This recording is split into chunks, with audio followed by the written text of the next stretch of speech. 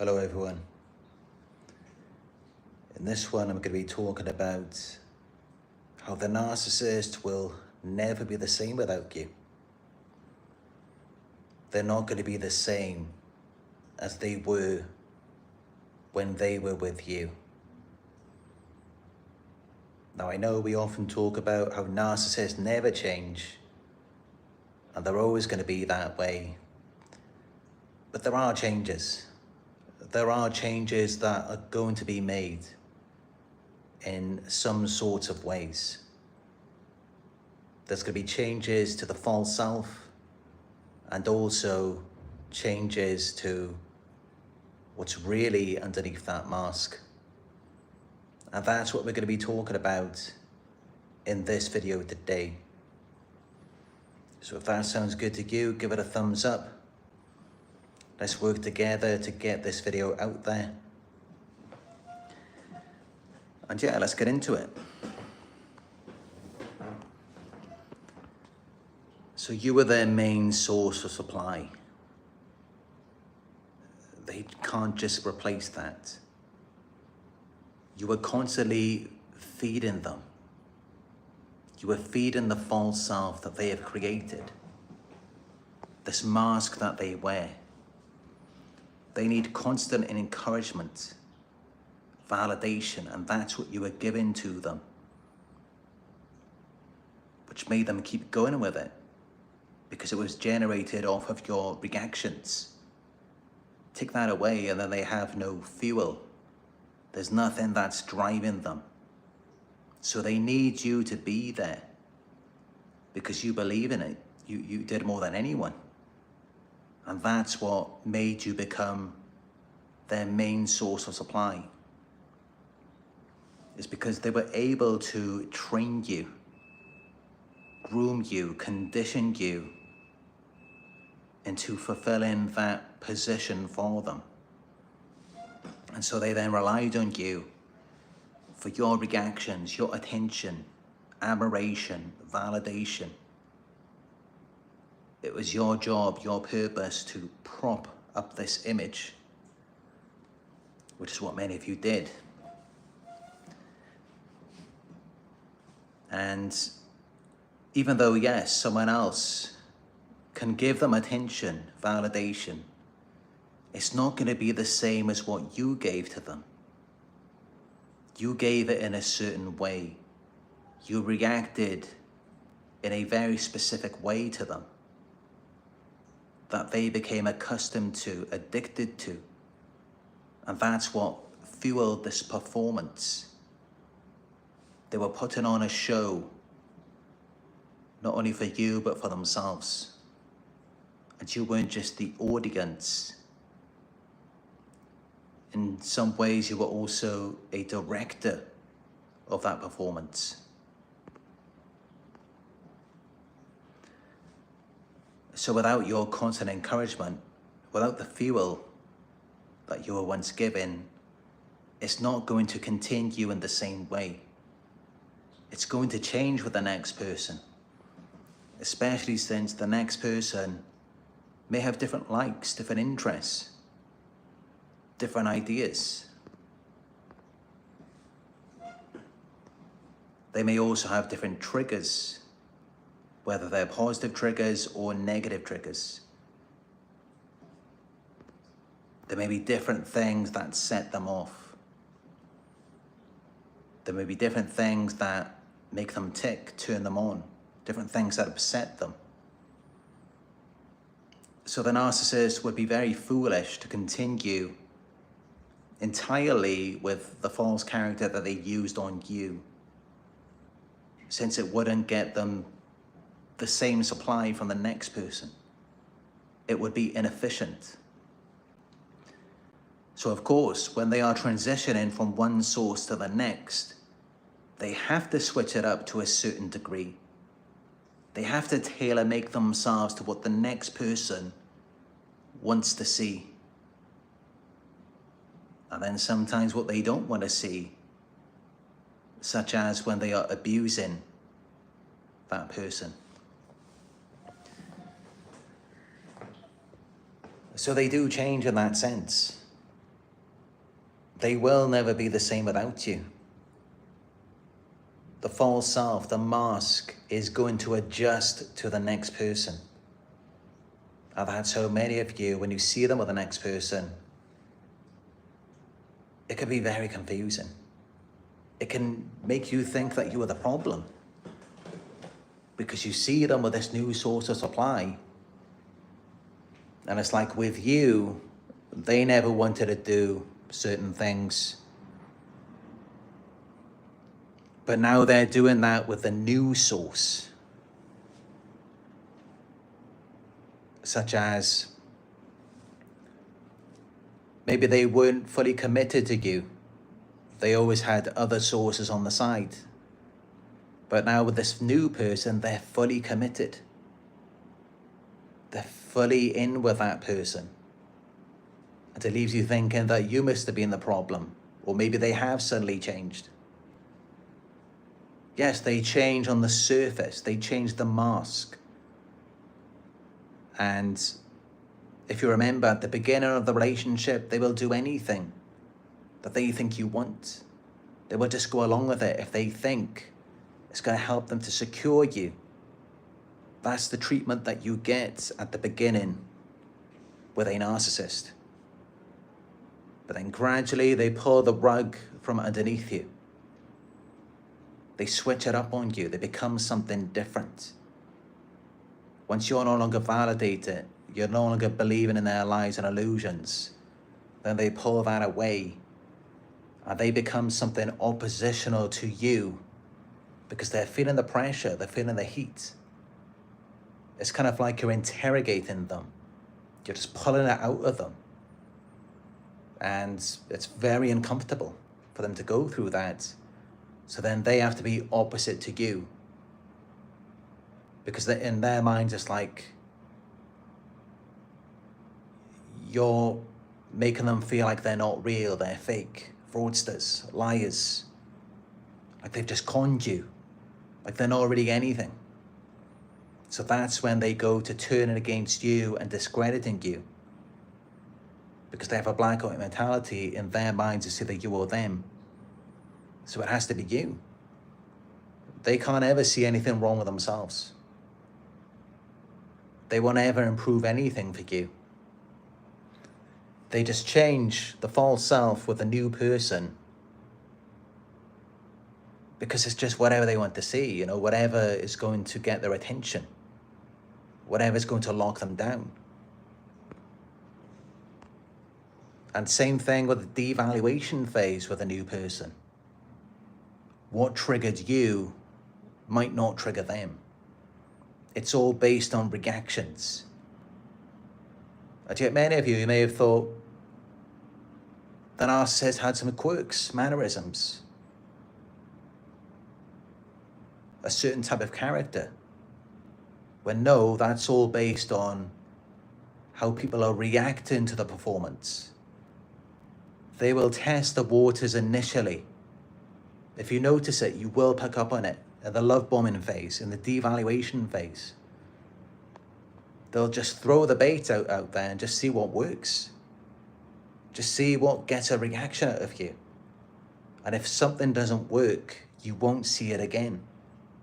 They'll take it away because they notice that their performance wasn't effective. If it is effective, they're going to keep going with it.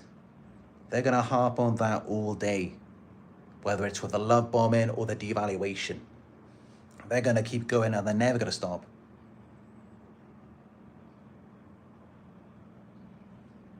And that's exactly what you may have noticed with the love bombing. And it's only when you stop believing in the love bombing, when that performance no longer works on you, then they take it away. And then they bring in the devaluation and the emotional triggers. Because then that's keeping you under control more than anything they were doing with the love bombing.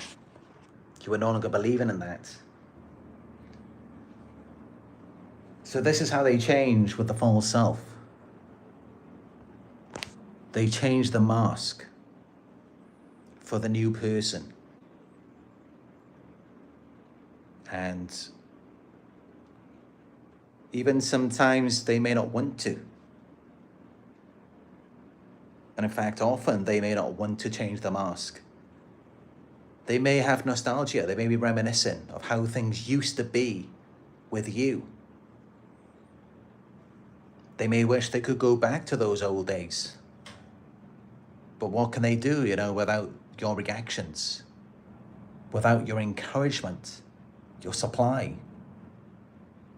Without that, they can't do anything with it. It's kind of just like they're performing on a stage at an empty theatre. There's no point. They have no choice but to mold themselves into what's going to be effective with the new person.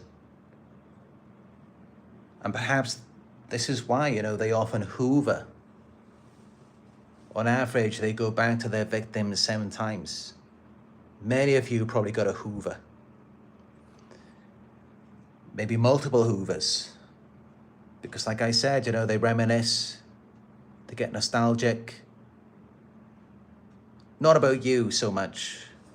I mean, yes, about you, but as it pertains to the image, it's kind of all about how wonderful they are and being this character that really just stole your traits, your characteristics. It's like, as I mentioned in the live video a couple of days ago, like with a fisherman holding the fish, they're kind of just holding you up next to them and thinking, look how great I am. So that's what they get nostalgic about. Conquering, dominating you. About how that makes them feel, how that makes them look to themselves, to other people. So it's nothing meaningful.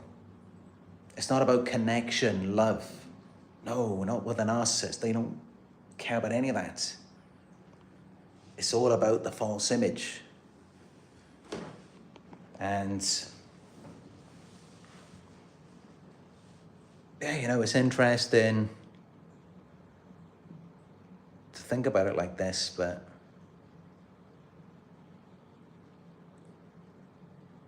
thinking about it now,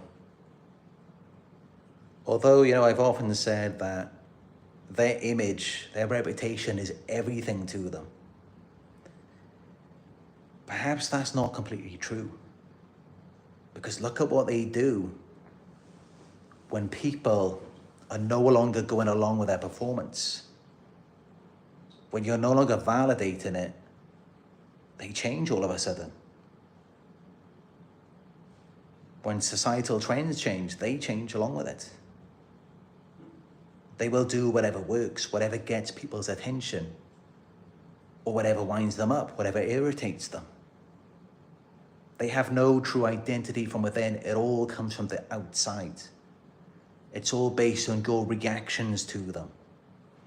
If you're no longer reacting, they'll try something else. They'll push a different button. They'll see what works. So really, I mean, yeah, while it seems that their image, it is very important to them, clearly. But the attention, the validation, it's the supply, that's what's more important than anything else. They will gladly throw their own image under the bus. They'll throw their reputation under the bus. They'll throw family members, friends, anyone closest to them. They'll sacrifice money, a business, everything. They'll just get rid of it all if it means that they can gain attention, validation. It's more important than their image. And this is why many of you get so confused. It's like, no matter how loyal you are, no matter how committed, no matter how much you're going along with it, if the narcissist sees a better opportunity for attention, validation, they will just drop that image. They will drop that character. And that means you go with it too. The children go with it. The house goes with it. Doesn't matter what you built together. Doesn't matter how good life was. how much you achieved, it doesn't matter. Nothing can compete with new attention. And I say new attention because even if you were giving them plenty of attention, it gets old after a certain amount of time. It gets boring for them. And something else that looks so much more new. And this is why, many of you get so confused. I'm sure especially the women on here, but also the men. But you wonder, how could they do that? When you built a life together, you had the perfect home, car, children, everything set up perfectly. And then they'll drop all of that. And then they'll just go and sleep on the new supplier's couch in a tiny apartment with no car, nothing.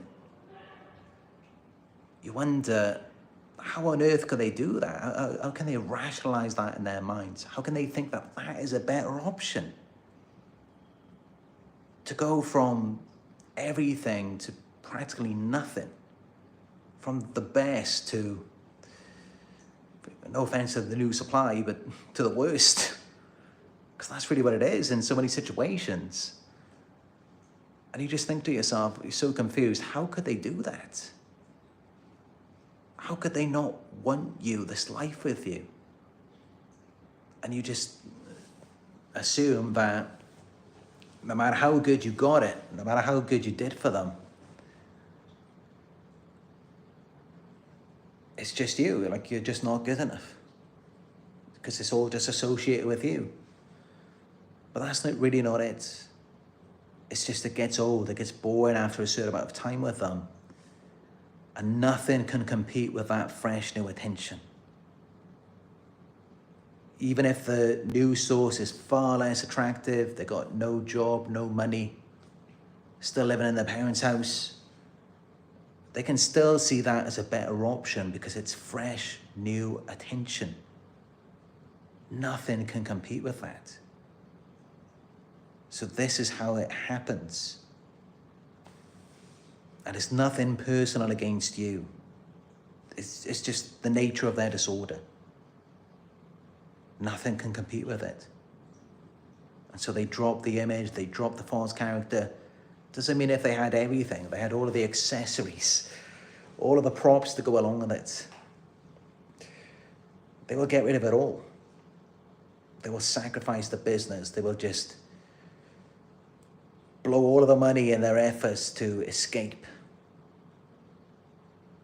Because nothing can compete with that attention. But lo and behold, once they do that, once they drop the image with you, because they think the grass is greener on the other side, then they may feel regret. They may wish that they could go back to how things were. But they're not going to blame themselves. They're going to blame you for that. You pushed them to it. You pushed them away. They were just looking for any escape. And this new person was there for them. When you weren't, you didn't care about them. You didn't care about what they were going through. That's how they justify, rationalize it in their minds. So even when they screw everything up, they blow it all up, they still just turn around and blame you. Sometimes you may see them come back, acting like they realize what they've done, but they don't. They're just telling you that because they know that's what you want to hear. And again, it's all based off your emotional reactions. It's whatever is going to get your attention, whatever's going to give them another chance, so they can get more supply now that they've re-idealized you and the situation with you. So it's really tragic how this is, how it ends up. But this is how it is. This is why they go back and forth. This is why they idealize, devalue, idealize, devalue. Because they're just never satisfied. And whatever they've got, what they don't have, always seems shinier newer, even if they've had it before. But really, it's all based off your reactions. Thank you for the donation, Owen Perea. I appreciate it.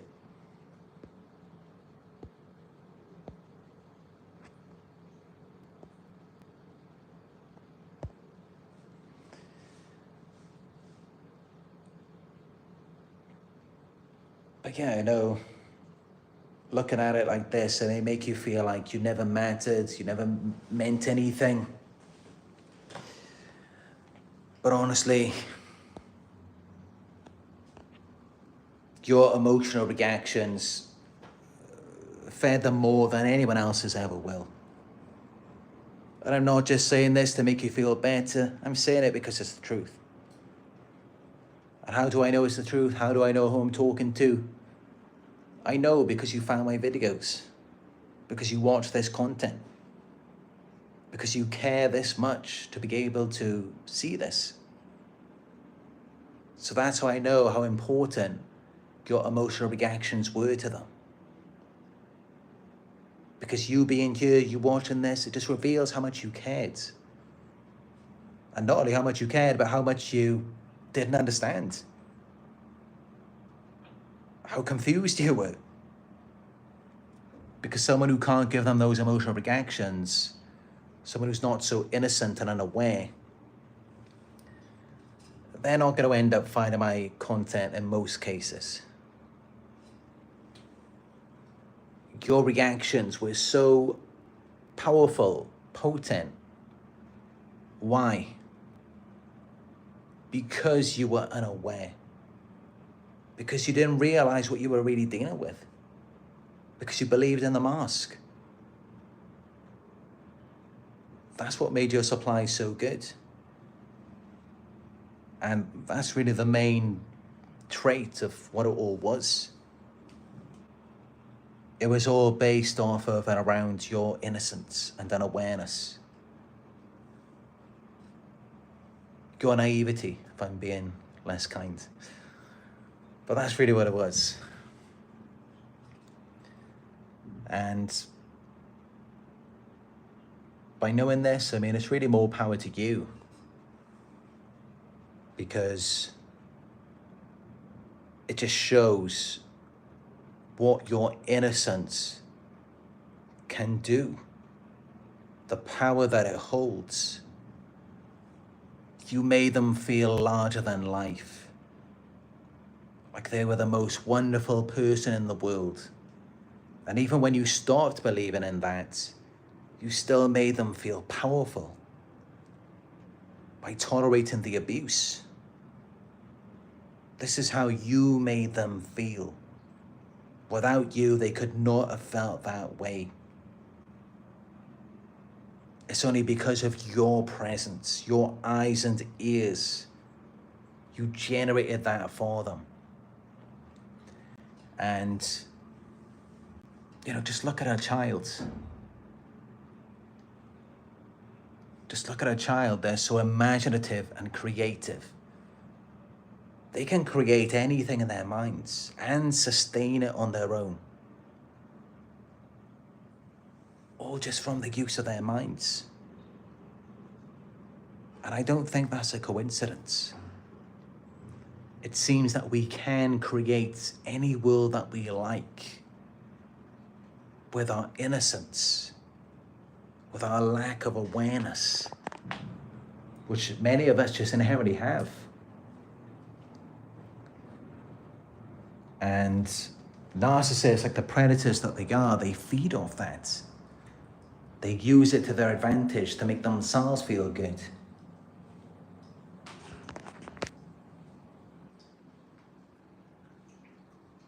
But yeah, it does appear as though there may be some spiritual connection there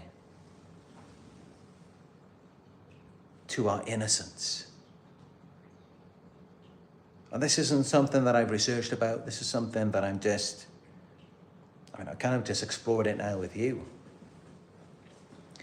And I often do learn a lot of things, you know, when I do these live videos.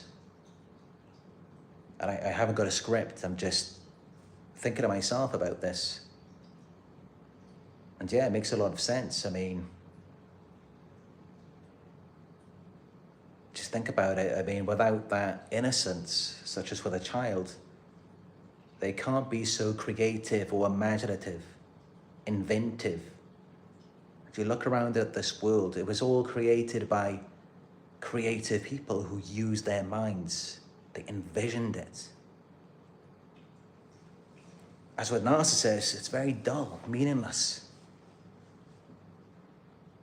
They just feel like they have no purpose. And they find meaning in us. That's why they idealize us, love bomb us, and even devalue us.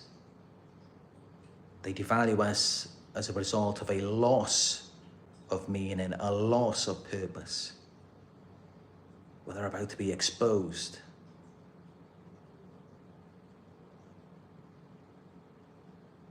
And it's interesting, you know, how they're like predators and they consume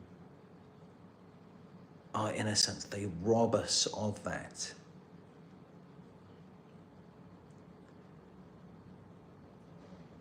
Just an interesting concept I wanted to share with you. And you let me know in the comment section your thoughts on that, because I'd like to go deeper into it with you. I'm just making this connection here in this live video. But it's something I'd like to go deeper into as well.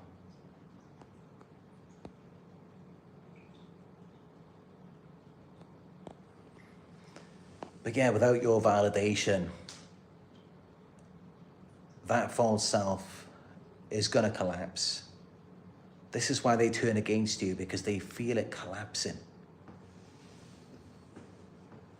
Because without your energy, it can't continue. So then they have to try and go a different route to get it.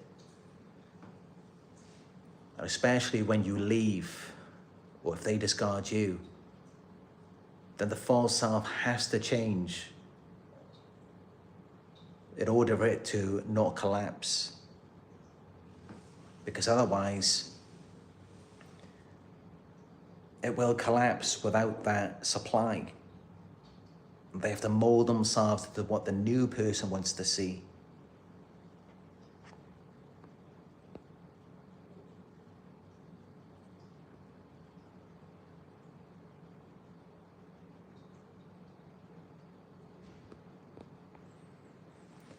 But yeah, no one's going to give them that same validation as you did.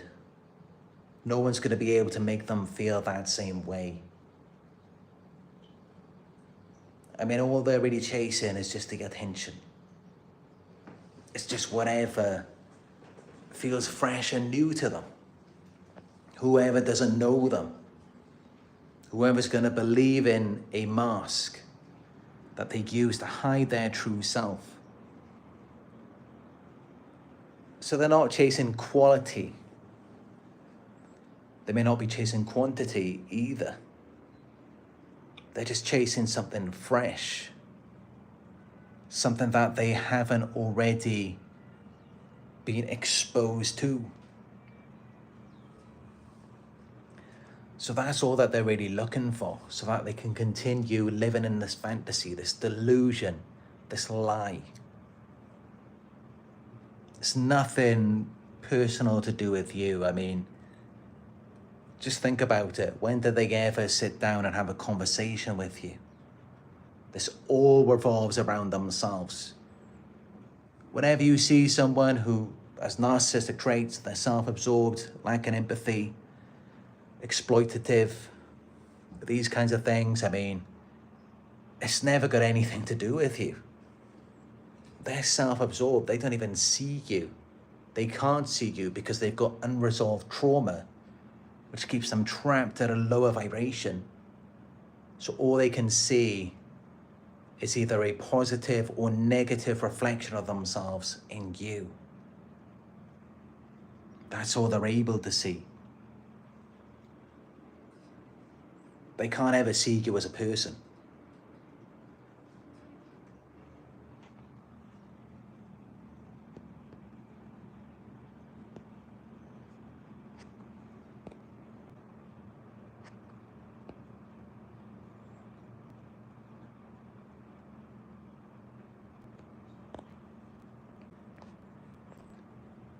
But yeah, they feel it when you walk away. They feel rejected. They feel unwanted, insignificant. Because it's like all of that time you're pushing them. You're pressuring them into just exposing themselves, revealing what's underneath the mask. And they do everything they can to hide it. They don't want to reveal that to you. They want to keep the mask on. And they want to keep the mask on you. They don't want you being authentic, because your authenticity, it naturally exposes them. It reveals what fraudsters they are. They need to have a contrast. They need to have someone who they can blame. They need to put it onto you. Because otherwise, they're left to deal with it themselves.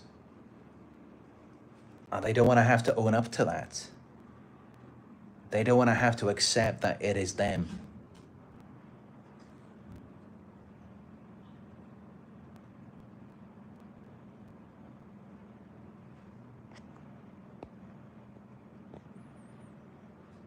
But yeah, they're never going to be the same after you leave. I mean, the mask is going to change to fit the new person, just whatever works for them.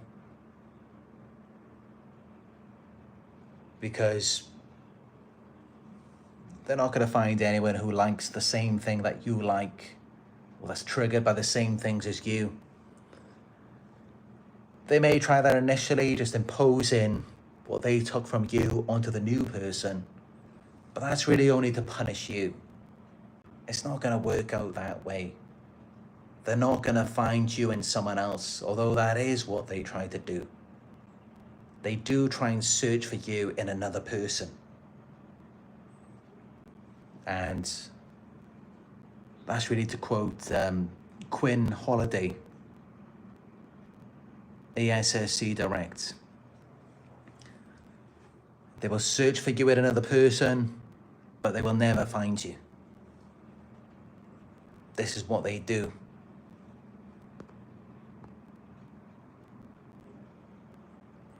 So yeah, the mask will definitely change. And also the true self, who they are underneath. Because think about how you've rejected them. They know you don't want the mask. And they also know you don't want the real them. You just want nothing to do with them. They know that. They know you're not interested. That's why they wore the mask. But you didn't even want that. You wanted something real. And what's real from them is nothing that you want.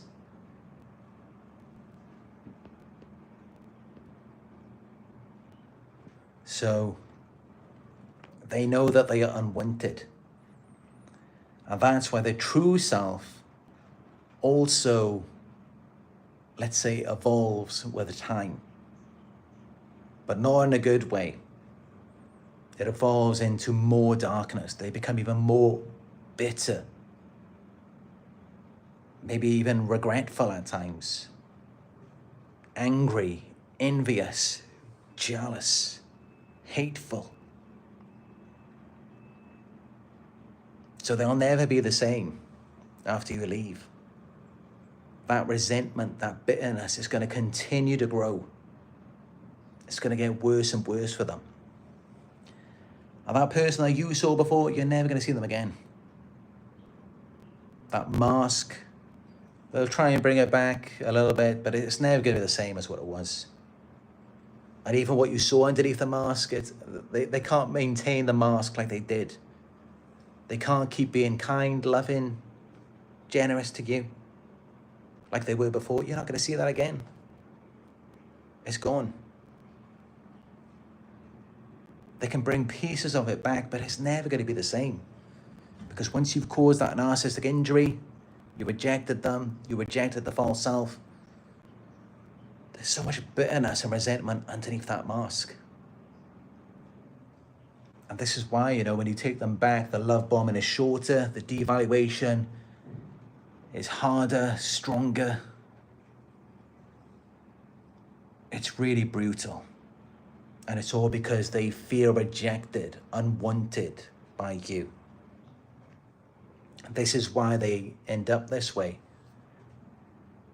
And so the older that they get, they experience more and more failures, more and more rejection of people not believing in the mask, people exposing them, people obviously not wanting the real them either. People wanting the real mask, but without actually being someone's face, instead of just being a mask that someone is wearing, was the ugliness underneath. So this is why, it gets worse. And many of you will see it. If you look back at what they were like before. What were they like a few months ago, a few years ago? The mask stayed on longer. The love bombing was better.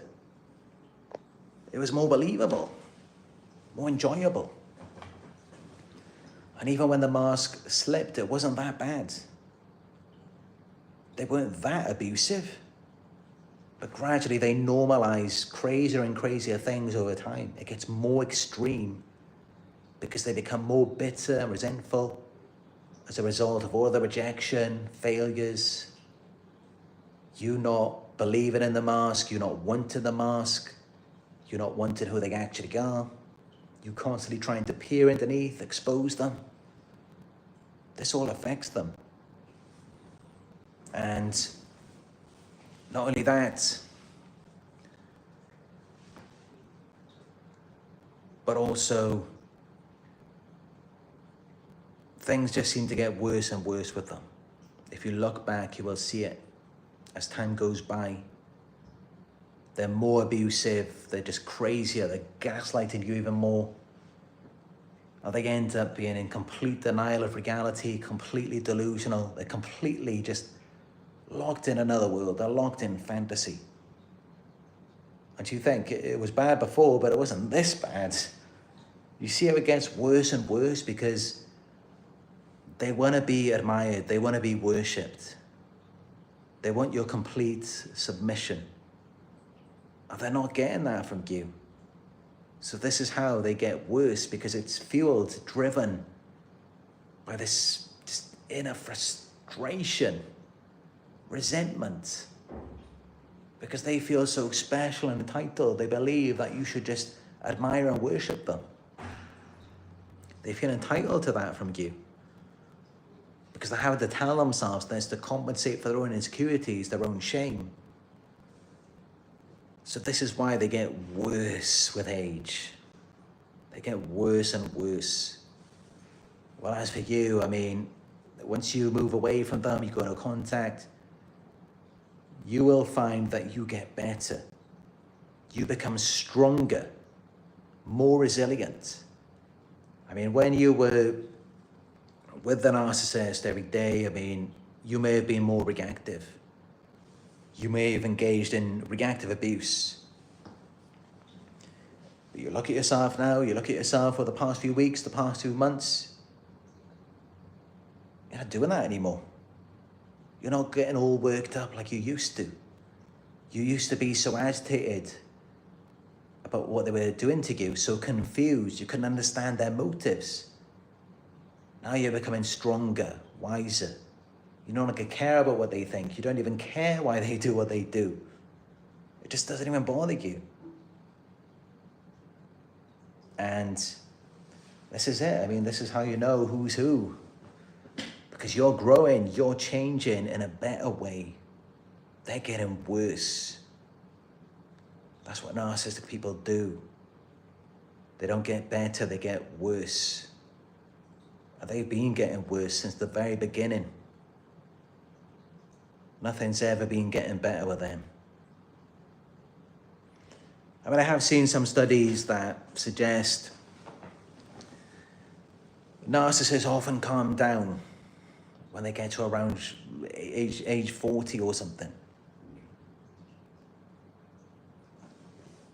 I've heard that, but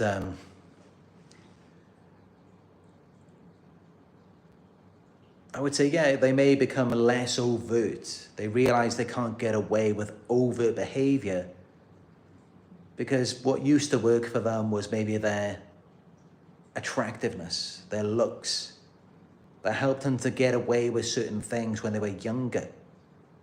But the older they get, they know people aren't going to tolerate that anymore. They know they're not going to tolerate that kind of behavior because it's very immature. People might tolerate it from someone younger, maybe in their 20s, maybe even their 30s, but someone who's over 40, and they're still so loud, arrogant, and boastful. People aren't going to tolerate that so much. So this is why these studies say that they kind of mellow out with age. But really, it seems that they just become more covert, more manipulative. And I'm not a clinician myself. I haven't done any clinical studies, but this is just from my observation. And again, you let me know what you think, if this is what you've seen too. Because I would say that most narcissists, they don't change in that way. They don't really become better. They just become sneakier. The only thing they improve is their manipulation. But then also, I mean, some narcissists, they go up the spectrum. They normalize their behavior, they become, maybe not psychopathic, but they become malignant narcissists, sociopaths. And so their behavior may get worse, it may get louder, it may become more and more obvious until the point where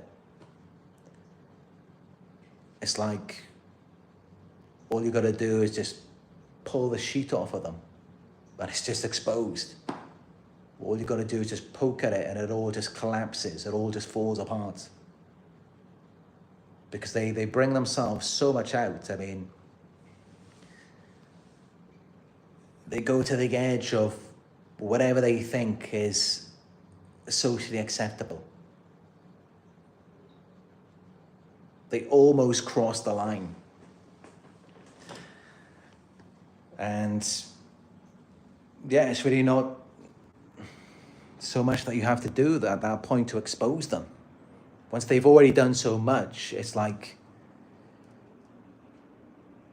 what else do you have to do? It's all there. It's all there right in front of you.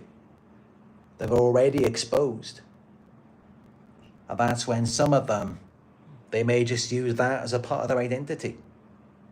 The sociopaths, the psychopaths, they just let it all out in the open. They let it all hang loose.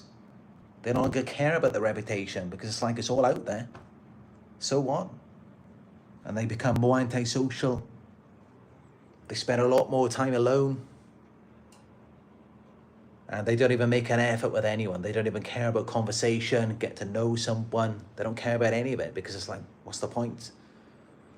No one's going to accept me anyway. No one's going to take me seriously. So they just say, forget that. I mean, there's different ways that it can evolve. But definitely there's going to be some shifts. I mean, they're going to make changes to the mask. They're going to enhance their manipulation, tailor-make it for the new person. They're going to become more bitter and resentful underneath because you've rejected them. They know you don't want the mask. They know that you know it's fake. They know you don't want the real them. They know you don't want anything to do with them. So this is how they evolve into that. They get worse. But then also they may be better at hiding it. They may become more covert, more manipulative, rather than being overtly out there. But then some do escalate more higher up the spectrum, even into sociopathy, where they think, yeah, it's all out there, so what? And they become antisocial. So there's different ways that it can develop. But don't ever take it personal. Don't ever think that it has any meaning to you. I mean, they never really care about you. It's all about themselves. It all revolves around their own trauma. If they cared about you, if anything about you mattered, for a start, they would let you be you, they would let you be free, they would actually care about your feelings and needs. This is how you know it's got nothing to do with you. You're not even considered, you're not even a part of it. It's all just a battle with themselves. That's all that it is. And that's what you'll find, especially for those of you who are new to learning about this. All you're really doing when you're studying this is you're learning about their own battle with themselves. And you're realizing how little, if anything, it really has to do with you. It's not personal at all. If you're dealing with a true narcissist, or even someone who's highly narcissistic. I mean, that's the whole point. That's the nature of narcissism, is that they are self-absorbed and lacking empathy. And yet, so many people take it personal. They think that it has so much to do with them.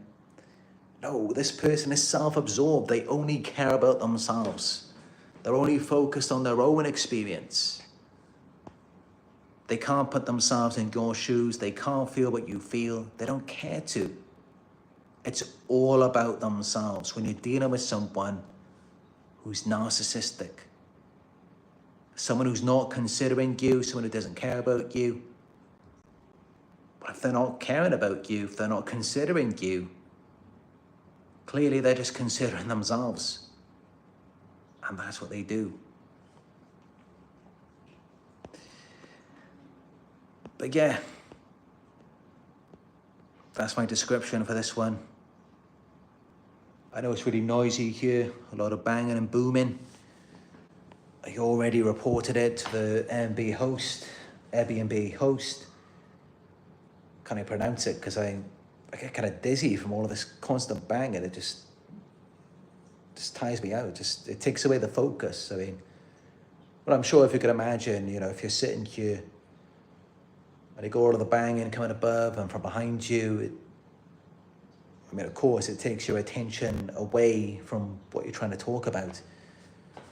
So that's why I stutter. But yeah, the Airbnb host said he would report it to the management. Nothing's been done yet. I haven't really had much sleep for the last 2 days. But as many of you may know, this noise follows me around and they're just absolute cowards. You never see them. They never say anything to you. They're just bitter and jealous. And that's all that it is. And that's where they hide, because they're cowards. But yeah, I've been experiencing that a lot. Especially here in Malaysia. I mean, I think it's one of those things, it's like, if you're chasing someone, that means that the other person is running away. And for me, I came here to run away. Malaysia, I've traveled around the entire country several times. Mostly just like in remote areas, off the grid, in the middle of nowhere. Exploring the jungle, beaches where no one goes. Because I just like to be alone, I like my own company. I've got no real interest in anyone here. But obviously they see me, they see someone who's on their own, a tourist, and they get drawn to me, they follow me around, and it's like they talk to other people about me. And but yeah, I was never really interested in anyone here. I've been coming here since 2020. And all the girls that constantly chase me around, when I first came into this room, there was these 3 Muslim girls waiting outside the room, and I was getting them following me around, smiling at me, everything. But it's crazy because I've been coming to this country since 2020. I must have spent 2, maybe 3 years here in total.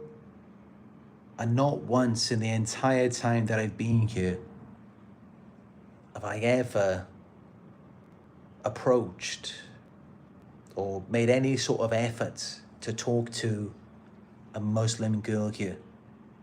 Not even one time. What I will say is, a few years ago, I did, when I went to go and get a pedicure, and I went to some restaurants, there were 3 Chinese girls that I talked to. But then just from talking to them, I didn't really like their attitude. It seemed like there was something going on with them. So since then, I didn't bother again. And I just kept it to myself.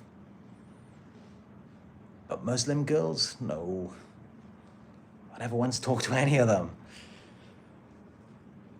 But many times they tried it on with me. I remember many occasions where they openly flirting with me. But they're just not my type. They show so much interest in me, and then when I don't reciprocate it back, they get angry, making me feel like I'm the narcissist, when it's like, no, I'm just not interested. And that's okay, you could be interested in what feels good for you. It's not like I was leading them on or anything. But that's just how it is. And not that I got anything against Muslim people, of course not. I respect all faiths. And I know that I have Muslim viewers on here, on my TikTok, and I'm very supportive of them. And it's not completely just Muslim women in general. Actually, when I was younger, I did have, there were a few Muslim girls that I met. Muslim girls, Indian girls. And there was 2 relationships that I had that were 4 years long with Muslim girls.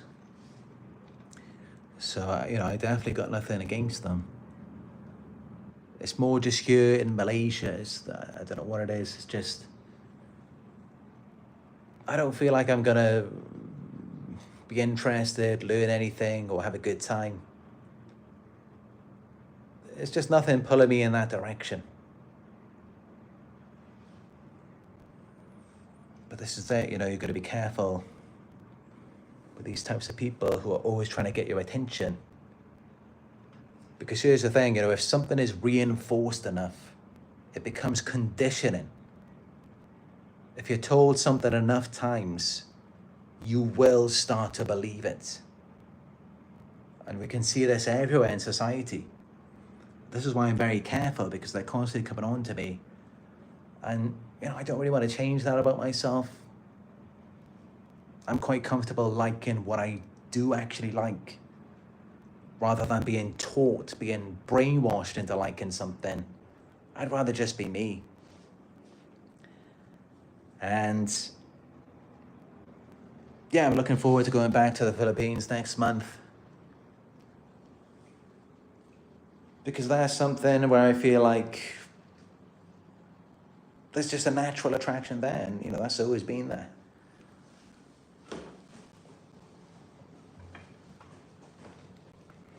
As many of you may know, the Philippines was once colonized by Spain. And even Manila was it was colonized by Britain or at least invaded by Britain for over 100 years. But yeah, I've always liked Spanish girls. I don't know what it is, it's just something that I like, something that I'm into. But Malaysian women, no. It just doesn't interest me.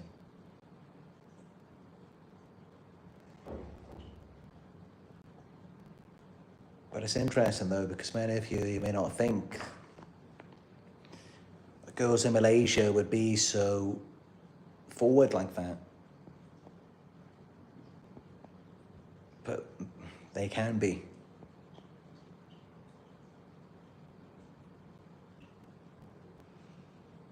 And actually, from what I've noticed, it appears as though women in the Philippines are more shy compared to what I'm seeing here. But then that may also be because over there I'm actually interested, and here it's just kind of, it just turns me away.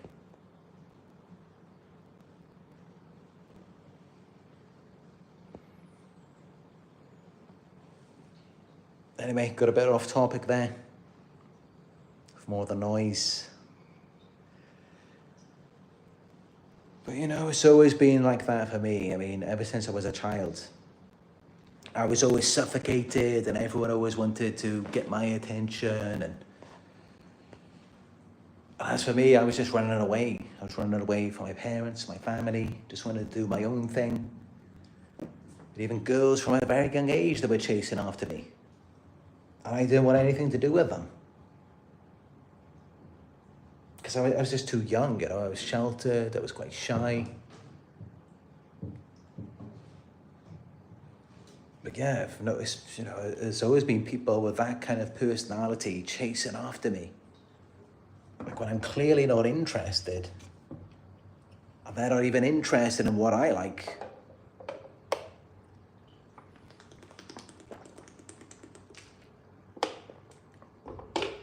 And that's just how I am, you know. If people like similar things to me, then we're probably going to get on pretty well. If we have similar things that we're interested in, that we can talk about, if we like similar food, similar restaurants, if they're deep thinkers like I am, stuff like that, I can get on really well with those types of people.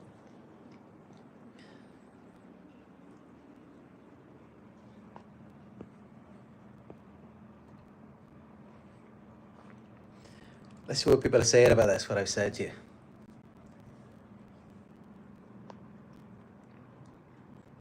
And again, you know, it's no discrimination against anyone who's watching this.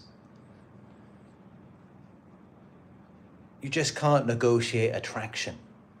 And I'm sure for many of you, you know, that you've maybe been to certain countries and you never thought anything of dating anyone there. You were just traveling, you're just exploring, you're never thinking anything like that. But then in another country, you might be feeling that way. And that's okay, there's nothing wrong with that. That doesn't make you narcissistic just because you don't feel attracted to everyone. That's perfectly fine.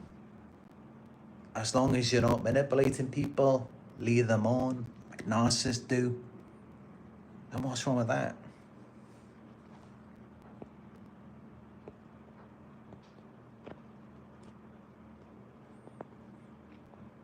Mimi Reese says, yes, the disorder running its course, whoever they're with. It does, it carries on. And this is the thing with many victims, is that they think, was this just with me? Is this going to continue on with someone else? Yes, it is. You just think about how much they enjoyed the activity of manipulating you, abusing you. It was like an addiction to them. Do you really think that's going to stop? Think about how much dopamine was being released in their brains while they were doing that. You really think they can let that go? They may not be as overt as they were with you. They may become more covert with other people, but they're still going to be doing it in some sort of way. Or they all find like different ways to do it. I mean, I've done a playlist on this, the narcissist mode of behaviors. They all have different ways of channeling this energy, getting that supply, often from random strangers. So they might be in a conversation with someone, and to try and degrade them or something, they might just roll their eyes or give a little smirk. They have all of these little tactics of putting people down, putting people in their place, they think, humbling them, deflating them. or really artificially inflating their own sense of value. That's what they're really doing. And they have all of these ways of doing that, of affecting people in a negative way. It doesn't just stop. It wasn't just with you. This carries on. They want you to think that it's just you. That's what they want everyone to think. Of course, when they're doing these things to people, you really think they want that person to think that they're just another person that they do it to. No, they want you to think that it's just you. Whether they're love bombing you or devaluing you, they want to make you think that you're being singled out for this treatment when you're not. They're like that with everyone. They really are. It's never an isolated incident with them. You really think they could be that in tune, that much enjoying it, love bombing you, devaluing you, and then they could just go off and forget about it? Of course not.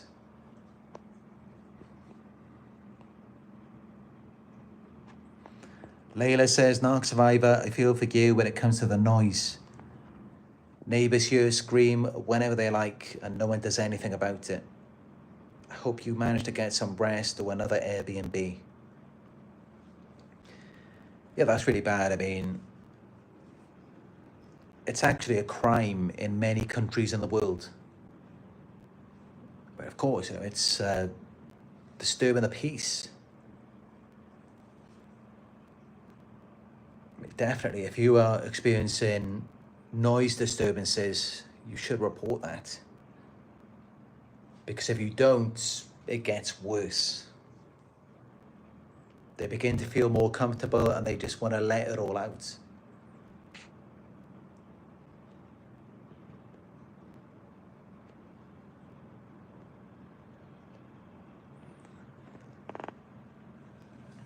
Chantal Cameron says, if you cannot move on, spend a lot of free time studying about narcissistic people, and that will help.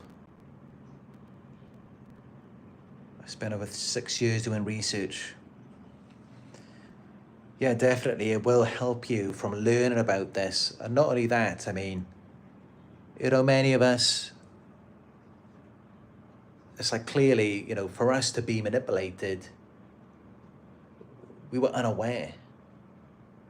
And that doesn't mean that we were at a low level of awareness. Not really. You're just aware of something different. You're aware of butterflies, unicorns, rainbows, not that hellhole. That's what you weren't aware of. That's how you got caught up in that. So it's not that you were of a low awareness exactly. But, clearly there's other worlds, other realms that we have to become aware of. And, I myself, I'm just not naturally built to detect this stuff. I'm built to come back against it, to fight against it, and to get away from it, but not to detect it. I'm just not operating on that frequency. And no matter what I do, no matter how much I try and train myself or how much people try to train me, it's just never going to happen.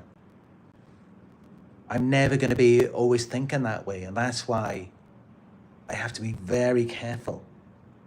And all of us, I mean, we can all be manipulated because you're never always going to be on the same wavelength as someone else. So it goes for all of you. You're never going to always be able to detect it. I mean, you could be just going about innocently enjoying your life, and someone sees you and just your presence makes them feel insecure. And then they're thinking, oh, look at them. I bet they think they're so great. I've got to humble them. And you never see it coming because you're not thinking that way. You're not going around thinking, oh, I bet they're so mad. I bet they're so jealous about me. You're not thinking that way, so you don't realize that there's a predator scanning you, ready to pounce. You don't realize that you're somebody's next meal. But definitely researching about it, knowing what to look for, it can help you. And you just got to be aware. It's like when you go into certain places, you've got to know this is a place where crime can happen, where people can be toxic, dysfunctional.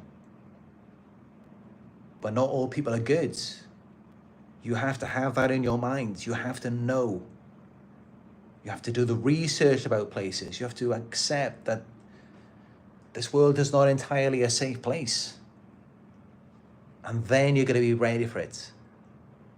Just like the behavior expert Chase Hu said in one of his recent videos.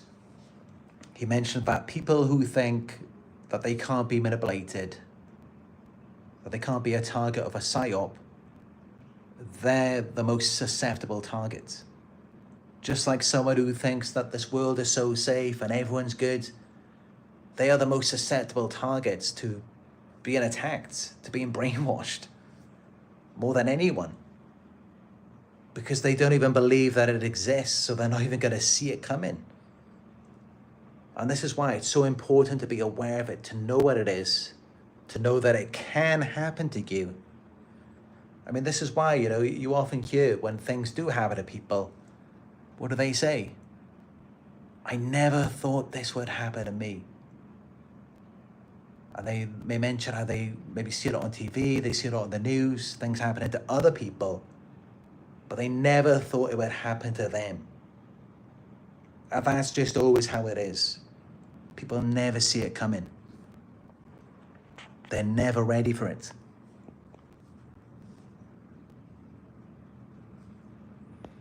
Joseph Marshall says, this is the best channel explaining narcs, got me through the worst times of my life.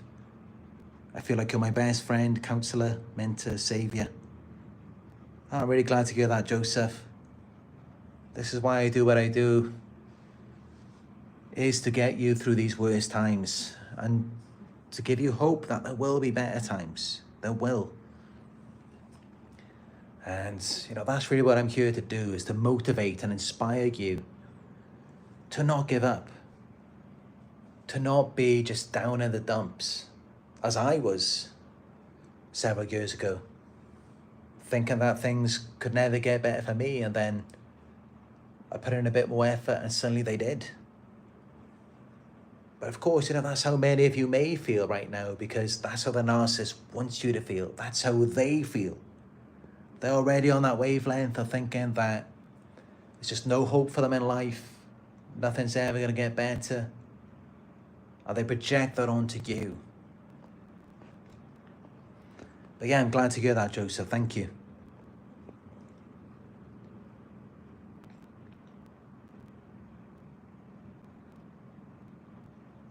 John Tracy says, they study you like a test subject. That's it. That's one of my videos from several years ago. I did 2 videos, one titled, The Narcissist Studies You Like a PhD. And then I did another one after that, They Study You Like a Test Subject. And that's always a red flag for a narcissist. The way that they covertly, in a detached, observant way, they just study you like you're like an animal or something. Because they're a completely different breed to us. So that's definitely a trait. It's definitely a red flag to look for. It's if someone seems a bit too, like they're studying you too much. They're looking into things too much. But often not in a positive way. Like they're looking for weaknesses. They're looking for things to be wrong with you. And you got to think, why do you need that for? Why do you need to find things wrong with me? And of course, it's because at some point, they're going to expose themselves to you, and they want to get you before you get them.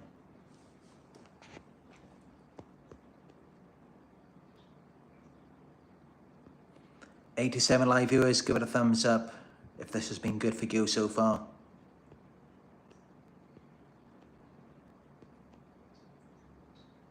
Layla says, I wonder if going to another area would help with people not following you. I've already been to 16 countries around the world, and several countries I've traveled practically the entire country. And wherever I go since, this was in 2023, as I spoke about in earlier videos, I was already experiencing people following me, gang stalking in Britain. So then I started traveling to get away from it. And I did get away from it, or at least I think I did, as far as I knew, for about a year and a half. And that time was very peaceful, having my alone time, just because that's what I did is, I'm not that kind of person where it's like, if, I can go to a different country, get away from stalking, harassment, people following me. And I was like, the first thing I want to do is go to a club or something. Now for me, as you may see on my Instagram, when I did start traveling back in 2021 or 2020, and really from that point until 2023, I went to more remote areas. And even when I was in busy places around lots of people, it wasn't of my own choice. It's because someone else took me there. But for me, it was all about getting a car, traveling to wherever the most remote area is, and just being alone, just being at peace. Because, like I said, I've always been that way. It's always been people chasing after me, and I'm just trying to get away. But yeah, I've tried going to all kinds of areas, and it's difficult to get away from it.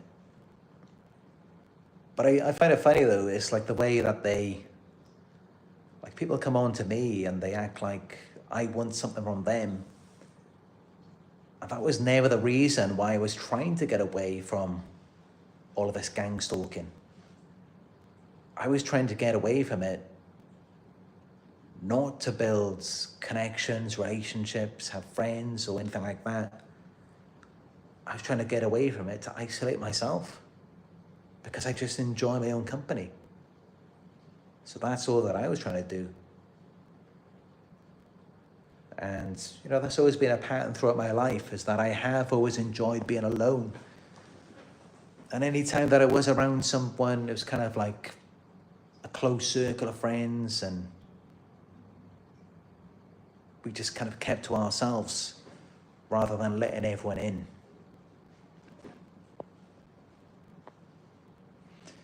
But people have always definitely wanted to be involved in my personal life.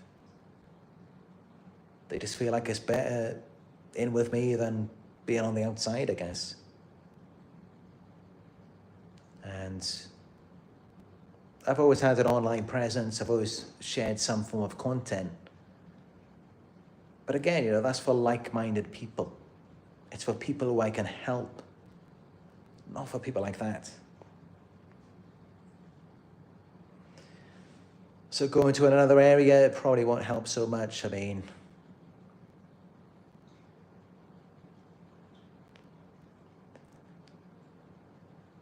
who knows? I mean, it depends where it is. I have noticed some areas have less people affecting me. That's what I have noticed. But then also it can change. Like I could go to a certain place one time, and then if I go there a few months later, then it could be a lot worse.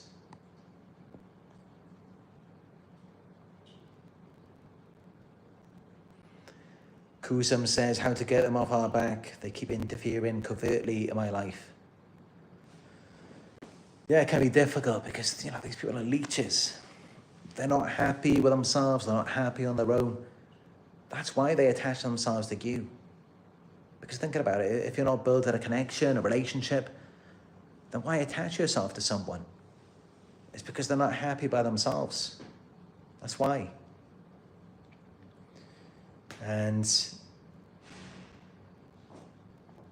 I mean, that would probably be it. That would be it. But it's obviously something that we can't even do, and it's something that no one's going to do for them, because clearly people don't care about these people. But you know what would get them off your back? If they won the lottery, if they met their dream partner, if they had a better life, you'd probably never hear from them again. Or if you loaned them a ton of money, they would just disappear.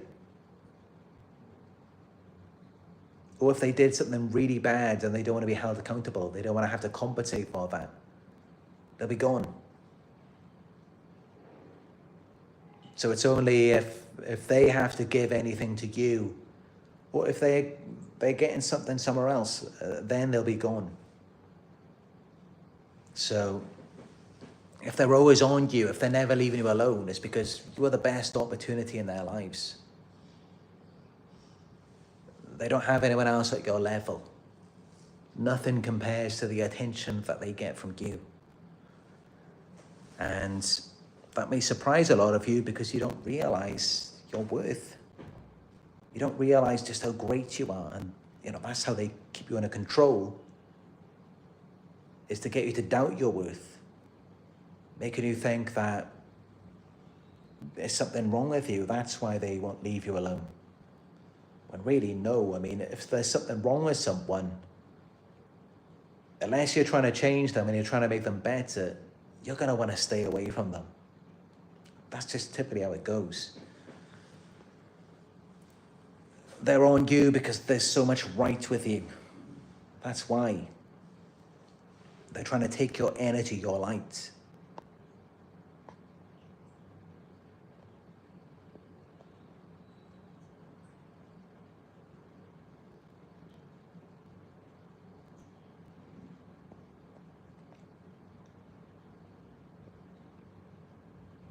International Peso says, man, I feel like their energy pulls even months after no contact.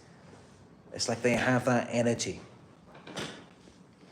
Now that's actually something that, and I don't want to invalidate your experience, but after years of research, it is something that's much easier to deal with. Once you've gotten away from them, once you've got no contact, then it's really all down to you. It's all down to your mind and how much attention you choose to give to them. If you see that they're still stalking you or on your social media.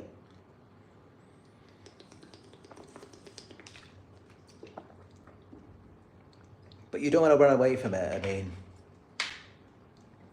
if you feel like there's an energy pull, as long as you're not actively dealing with them, attend to that energy.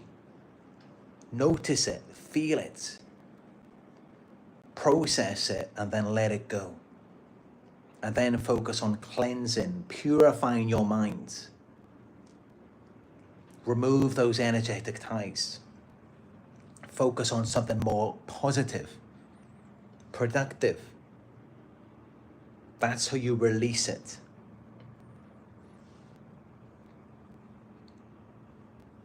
You just have to recognize that it's not serving you. I mean, they try and give you false hope. They make you believe if you just invest a bit more of your energy, if you just try a bit harder, then it's going to get better. That's how they trauma bond you. But you've got to be like, no, this isn't serving me. And thinking about this, it's not serving me. I've just got to let it go and focus on something that isn't going to trauma bond me. It's not going to trap me. And instead, it's going to sustain me and it's going to make me feel better. That needs to be your focus. Instead of like them, they focus on trauma. Why do they focus on trauma, pain, hardship? It's because they can't let go. They can't heal it. They don't know how. And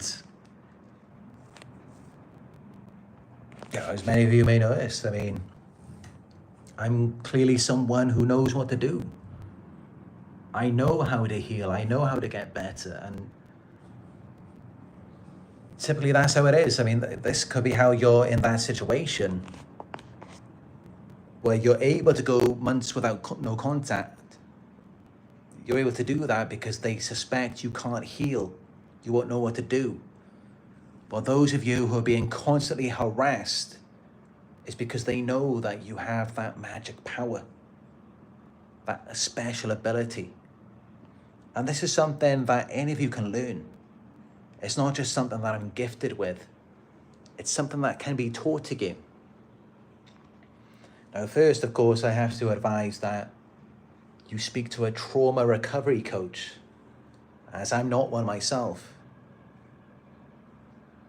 But also, I do provide one-on-one coaching services, and you can book with me on my website, narcsurvivor.co.uk. And we can talk about my healing techniques. And, you know, as I talked about, I've been gang stalked, harassed since 2012. Yeah, 2012, and you know, they said 2012 was going to be the end of the world, funny enough. The Mayans. But yeah, I've been gang stalked since then. And then since around 2016, it was daily, 24-hour harassment. So daily intensive harassment now for around 8-9 years. And despite that, I'm still pretty grounded, I'm still pretty healthy. It may appear as though I'm quite anxious in this video. That's because they're more active when I do live videos, because they want to give a certain impression to you. That's why you hear a lot of the banging. And then usually I've got my earphones in, or I've got my speaker on or something, and it just tunes out the noise. But otherwise, you know, I'm pretty healthy, strong, much wiser. I have a clear mind. I'm really at peace with myself. So I've grown a lot, you know, I've evolved through this. I didn't let it break me. And as many of you may know, you know, gang stalking, many people have been driven to suicide, homeless, in mental hospitals, or even going and taking many people's lives themselves. This is often what happens. This is the end result. But for me, 8-9 years now, I'm still going, and I don't think they will ever get me. They would have to do something so severe. They would have to actually just take my life themselves. That's the only way that they could do it. They would have to murder me. Because, you know, there's really nothing stopping me. I just keep coming back. I just keep fighting. There's too much fight in me for them to stop me. And I can teach that to you, you know, I can teach you exactly what you need to do, the brain processes, what you need to think about, where you need to direct your attention, your energy. We can go into depth about all of this. I'm not qualified as a trauma recovery coach, but of course, you know, I've got some wisdom, I've learned a lot of things along my journey. And yeah, you know, I'd like to share that with you.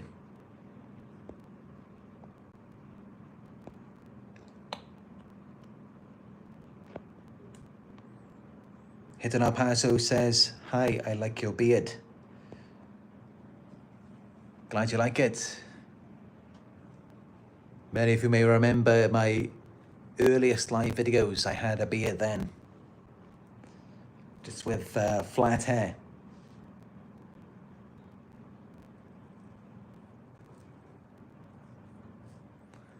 And back then I used to like wearing my hipster clothes, my hippie clothes. All of the different colors and the, what's it called? I can't even remember the name now.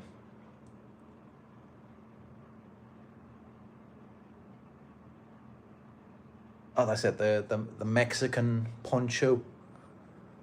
I used to like wearing that a lot as well.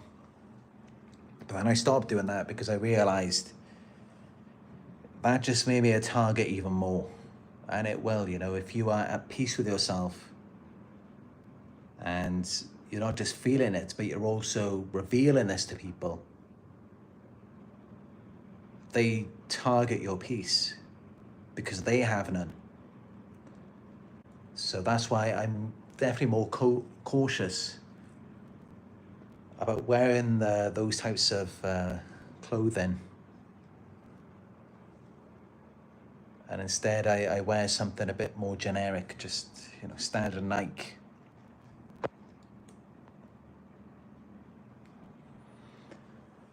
But yeah, I've always been like that. I've always been a bit of a hippie. I've always been about the peace. I've always been about these types of things.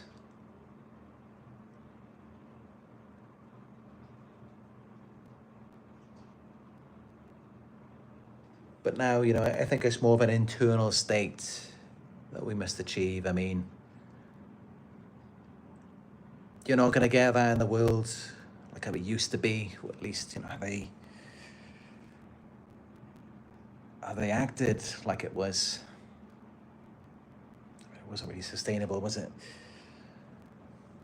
But it's never going to be like that. I mean, there's wars everywhere. There's always going to be wars. There might be a World War III. And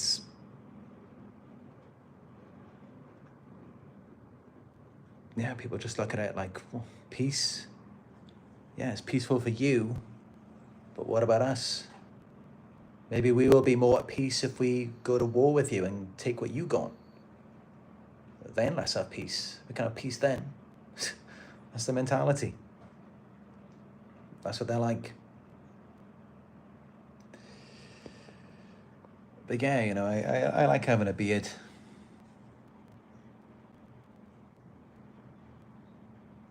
And I've always been like that, you know, just growing my hair long. Hair on my head, hair on my face.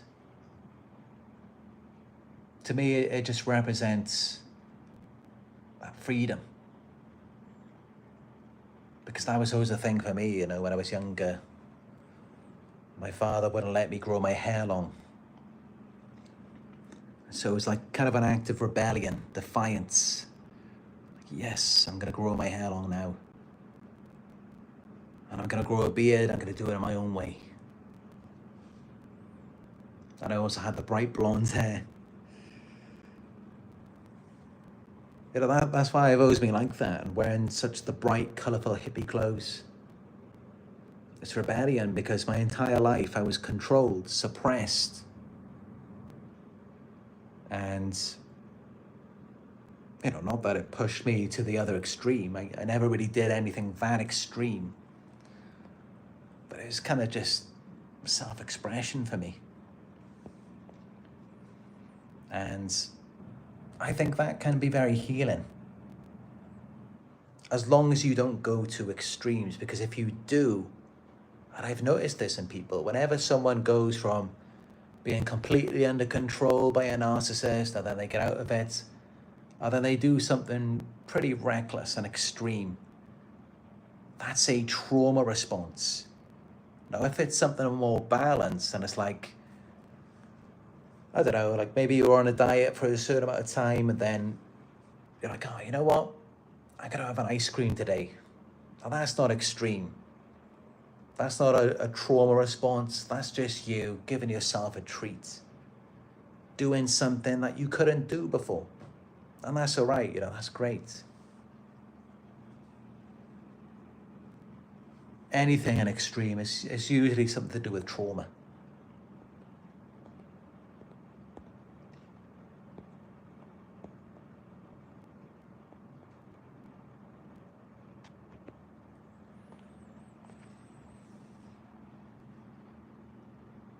Joseph Marshall says, can't believe narcs even exist. Even to this point for me, I mean, you're not alone. I also still, I'm just completely blown away every time that I see it. And I know they get off on that. Every time that I see narcissistic behavior where they're just so outrageous, obnoxious, like flaunting themselves or being abusive, I'm blown away every time. I just cannot believe it. I just don't get it. I mean, I do get it at, from a logical perspective. Of course, I understand they have a mental illness, they're disordered, childhood trauma. I get that. But then at some level, I just can't make sense of it from my point of view. Of course, it's because I'm not mentally ill. I'm not practically crazy myself. So I'm not going to fully get it like that. I'm not going to be able to see it the way that they do. I mean, for me, what makes more sense is if we just be fair and real, and we just come together and work as a team. And it just makes more sense to me. When I look at the world and I see all of the wars, I just think, why can't we just work out what's yours, what's theirs, what goes here, what goes there? And other than that, just work together as a team and just develop this world. And then focus on colonizing other planets. I honestly don't get it. I don't understand, why is it so complicated?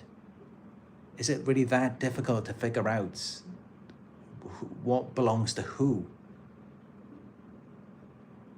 But it seems as though it is. It seems like that has been the most difficult thing to understand throughout human history. It just seems like that's how it is. Like, people just can't have the boundaries.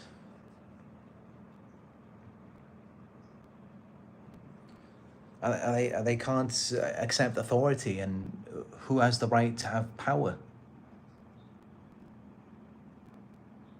It just seems to be a very difficult thing.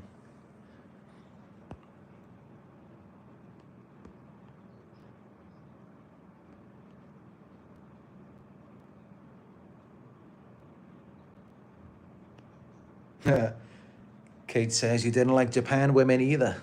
You seemed happier in the Philippines. Yeah, I mean,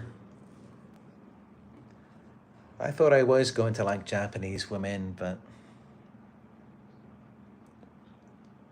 again, it's like the attitude, and I sense there's a lot of trauma there among the women. It's all about having these high beauty standards, just forgetting about their emotional needs. And it's like you go into like Tokyo, and same thing as I said before. I'm sure I mentioned this in past live videos. In Tokyo, it's all about like schoolgirls everywhere, and like on all of the billboards, the advertisements, and there's like brothels just in public, out of the open, and then you see like kids coming home from school, walking past them,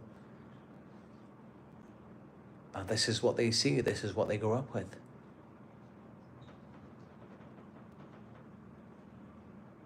In the Philippines, it's not like that at all. You never see any brothels like that just out there. It's all concealed. And it's not that I'm opposed to those things, I just don't think they should be out in the open like that. But yeah, it was definitely, it was a surprise for me because, I traveled from here in Malaysia. I went to Vietnam, Taiwan, and then to Japan. And then while I was in Japan, I was thinking, okay, I'm going to be making my way back to Malaysia. And I explored a lot, but there wasn't really anything to do with dating. There wasn't really anyone that I was even interested in. And I thought, shall I go to Taiwan on my way back to Malaysia again, after I'd already been there? Or shall I go to Hong Kong? And then I just thought, no, okay, let's go to the Philippines. That's kind of on the way. And so that's what I did after going to Japan. And yeah, it was a real surprise for me. It was like a completely different world that I never knew even existed. I mean, Malaysia, Taiwan, Vietnam, Japan, it's kind of all the same. They're all exactly the same. And just everything is the same. It's not just the people, the culture, the places, the buildings, it's all the same, the food. Then you go to the Philippines and it's just like, it's crazy how different it is. Like the food, the culture, the people, it's just so different. But that being said, there's also a lot of like narcissistic people there, scammers, even with the women. I mean, they're everywhere in the world. It's not just there, it's everywhere. But yeah, just the culture and everything, it's so different. And to me, from what I've seen from Filipino culture, just the way that they do things, and like the foods, everything, it just seems like it's so refreshing if you're someone who's been to all of these different countries in this area of the world, and then you go there. It's that place. It's like being in a completely different world. And yet it's not even that far away. So yeah, it was definitely a surprise to me, when I went from Japan to the Philippines. I felt like, wow, I've really, well, it felt like I've really downgraded you from the room and, maybe like the architecture, like the city and that kind of thing. It felt like I'd gone down there from going from Japan to the Philippines. But also the nature and everything, and like the way that they do the temples. But other than that, I mean, in terms of, I don't know what it is. I mean, it's just something, it's like,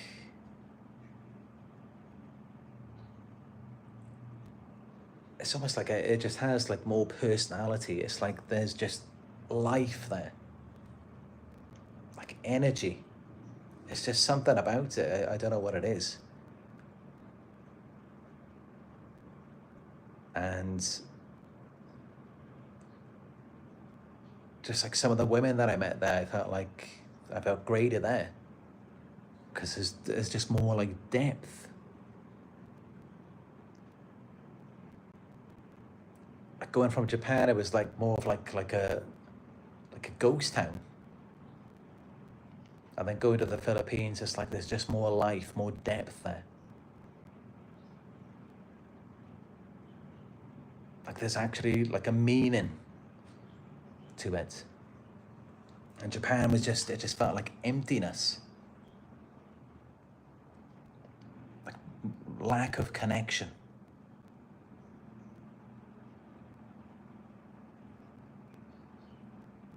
Which may sound ironic because I'm sure many of you, and as I see myself, you think that Japan is like the most friendliest place in the world and they're so helpful and compassionate. Like they'd give you the shirt off their back kind of thing. And yeah, definitely there are people like that there. I mean, I remember I met some people in Japan, and mostly older people. like the elderly, they were so kind, so compassionate. They really were, like genuine people. But mostly they're not really like that, especially the younger crowd. They are just more about themselves. And it is just like an image that they're projecting. And that kind of culture, I mean, the older people, that definitely felt genuine. It felt like, they were like real people. But unfortunately, that's going away now.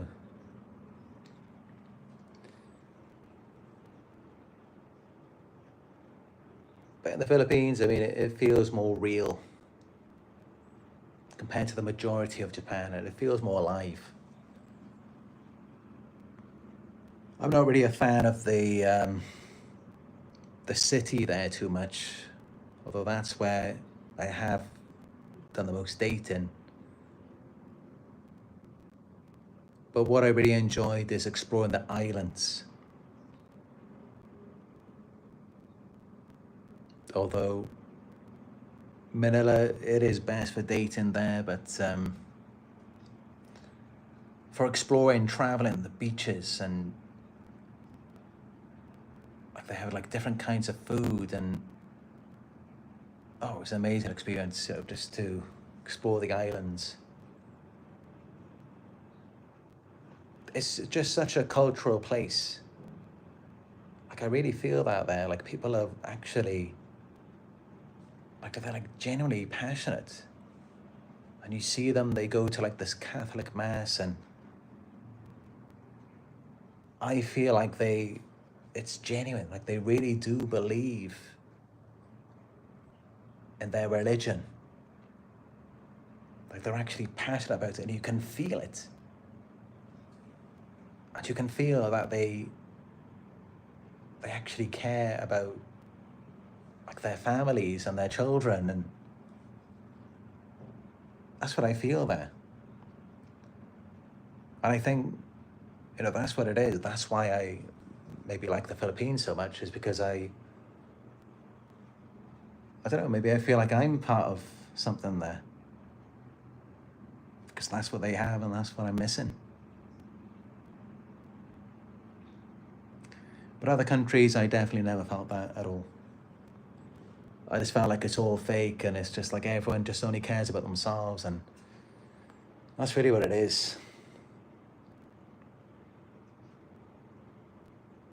But yeah, even though unfortunately, there's a lot of scammers in the Philippines, especially in the tourist areas, there's thieves, everything. Despite that, there is a feeling of warmth there. There really is. And that's something that I haven't found anywhere else. I think it's just the culture. And especially in Spanish culture, it's like that.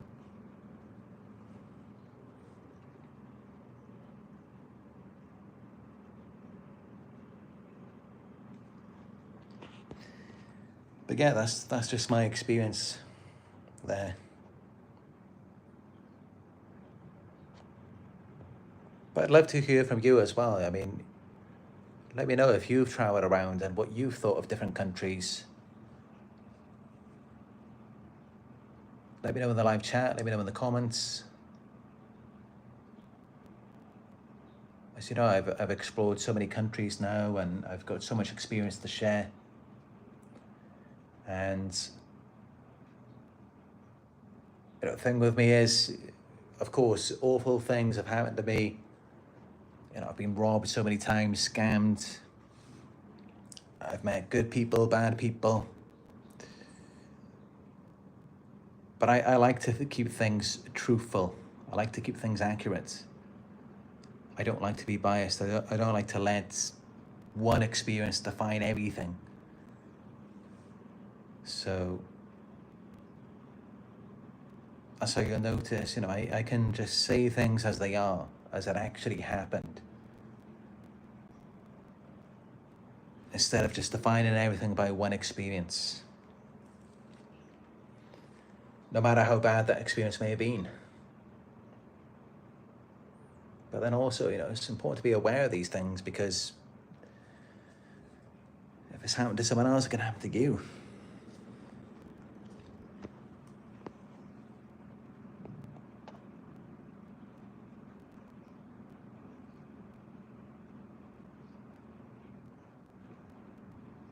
But yeah, in some ways, I was happy in the Philippines, and I'm going back there next month.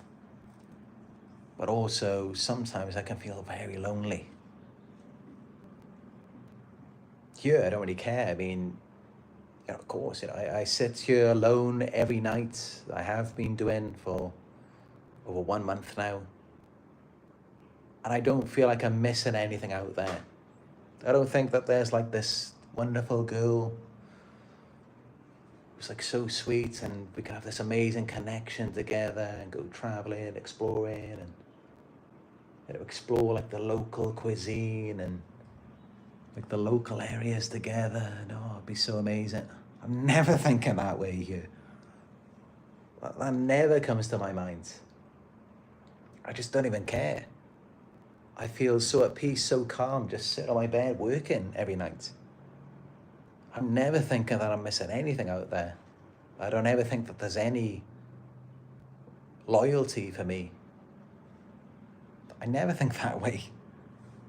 But in the Philippines, yes, I do. And if like 1 week goes by in the Philippines and no one's available to date, or I'm just being like strung along into something, yeah, it gets to me then. Because of course I'm thinking, there's attractive women out there. There's people out there who I could be doing things with. I could be going to a restaurant with them. I could be going to a park, a museum. And instead I'm sitting alone at home late at night. Yes, that gets to me. Gets to me there. Because, they're attractive to me. And I know they have something that I can be missing out on. So of course I feel like, there's a lot there. But here I don't, no.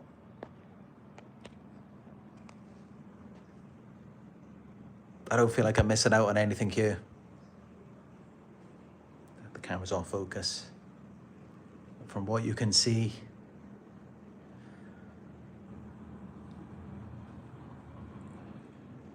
I mean, yeah, there are some things on my radar. Like I know there's some beautiful parks here. Of course, there's places in all bad. I mean, I come here mainly to see Nala, but there's some beautiful nature here, parks, waterfalls. The food is pretty good and cheap. Meat-free options. And, that's what I'm thinking about. That's what I'm sometimes thinking about when I wake up in the morning is, I'd love to go to that park today. I'd love to see that waterfall. What I'm also thinking about is, I hope there won't be so many women there, because I know they're going to harass me. And it's just distracted, not interested. My focus is elsewhere.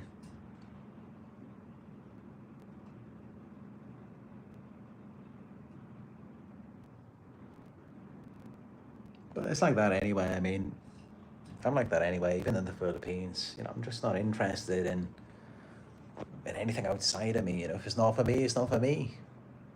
That's fine. I just move on. I just focus on what is for me.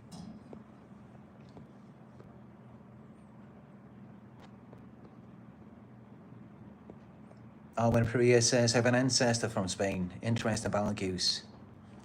Yeah, they do have interest and values, and of course, Spain, they're not like these, just these purely angelic people. I mean, if we go back into their ancestral history, the same with Britain, colonizing so many countries, and Spanish people in the past, they've done some horrific things, horrific war crimes, as many countries have, but Spain is really up there. It's really up there with Germany, Japan, Britain, although Britain has done a lot for the world. If we look into history, I mean, potentially saved the entire world from Nazi Germany for a start. But I know a lot of us, we have different opinions on war, politics. So, I'm not going to push my views onto you. But that's my personal perspective on it from what I've researched. But yeah, Spain, it has evolved definitely into a more civilized place. Of course, there's certain parts of Latin America which you probably don't want to go to, which aren't that safe. But from what I've seen, Spanish people, they have evolved a lot into, more civilized communities from how it used to be back in the day. And they do have certain values, certain traditions. And they do seem like very kind-hearted, compassionate people. And they really have the focus on family, children, what matters. Of course, that's before you get to how beautiful the areas are, in Spain and in Latin America, very beautiful places. And they eat good food, they have a good diet. I don't eat meat myself, but I'm sure everyone knows of like Mediterranean vegetables. So definitely, there's a lot of good things to say about Spain. But as with any place in the world, there's always good things to say, and there's always plenty of bad things to say as well. I try to have hope, but unfortunately, with all of the wars and politics and just all these things,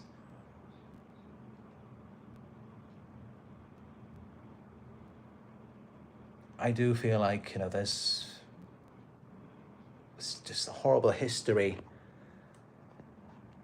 And it does seem like there's more to come in the world. It does. And it's really sad, but that's how it is. And I generally do wish for peace for the world, but I don't see that coming anytime soon.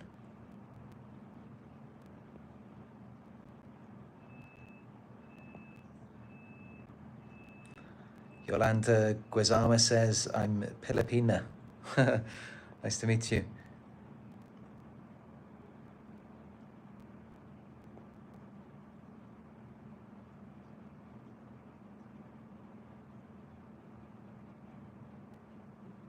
Blake W says, you pull girls because that's a proper English accent. Easy for you. Actually, if anything, it's probably very difficult.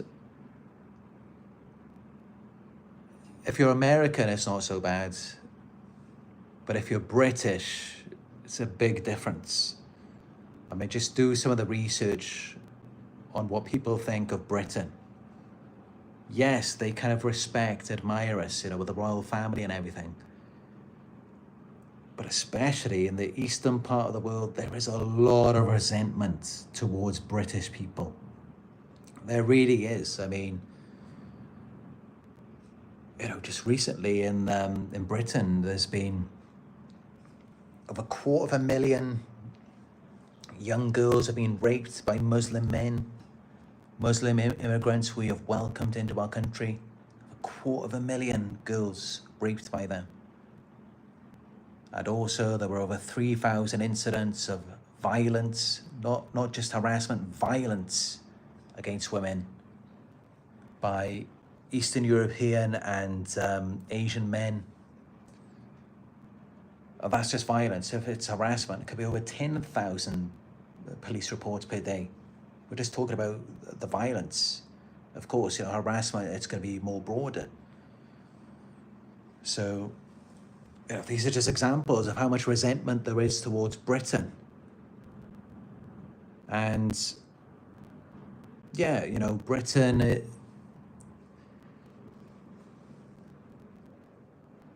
of course, I'm sure we all know that Britain and the US, we stole a lot of resources, oils and everything from Eastern countries. But then also, we have done a lot of good for the world as well. And, maybe they felt entitled to do that because of the corrupt leaders and the terrorism. So maybe that's how they justified it. Of course, what kinds of people go to war? I mean, a lot of them are like psychopaths. Many of them are. You'd have to be to want to go out there and kill people. And it's like that on all sides. I mean, in any war, whoever has the power, they do some horrific things. And I think people overlook that. And this is why, I'm just against war. I don't see any point in it unless you're just defending your country. But war is an offense. It just seems so backward to me. But yeah, there's a lot of resentment towards Britain. And I've noticed that from traveling. That people are very resentful towards British people. And it's not just me saying it, it shows in the statistics. All of the rape, all of the crime, the violence against British women, and all of the immigrants that we let in and how they just take over our country. And, especially people will say Britain is more catered towards Muslim people now than it is to their own people. It is.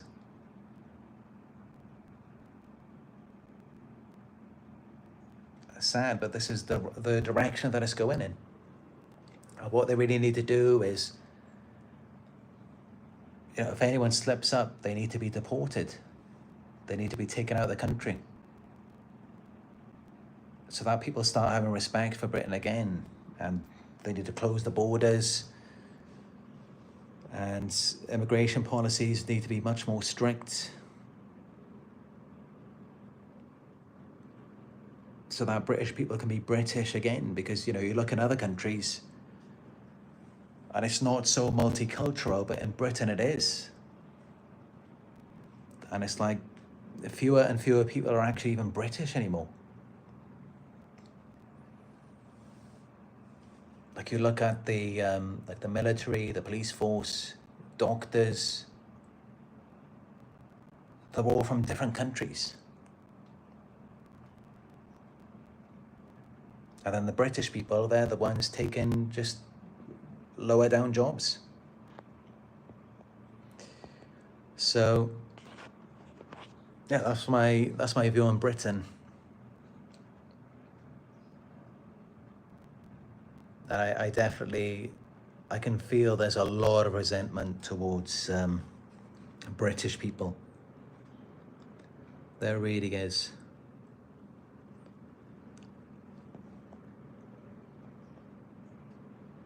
And especially now, the last few years after the Queen passed away. And if there was anything that other countries really liked about Britain, it had to have been Queen Elizabeth II. And now that she's gone, and all of the things that you hear about Prince Harry, Prince Andrew, Meghan Markle, it was the one thing that people actually respected about Britain was the royal family. mean, just remember, Prince William's wedding. It was the most watched live event in history, with over 4.5 billion people watching it live around the world. So that was one thing that people actually admired about Britain. And now without that, and then you've got Andrew Tate, Russell Brand, all of these things are coming out. It's just,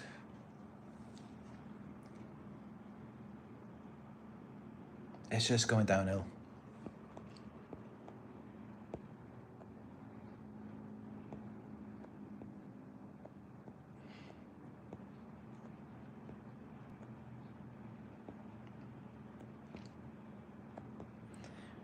Thanks for the donation, Owen Perea.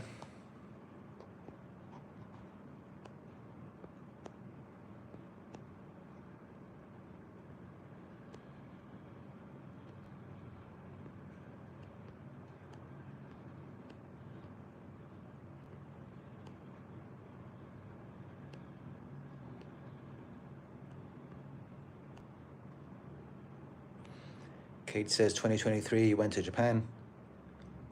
Yes, that's right. It was 2023, towards the end of the year. That was my second time there. I went there before as well. Or the last time I went to different places.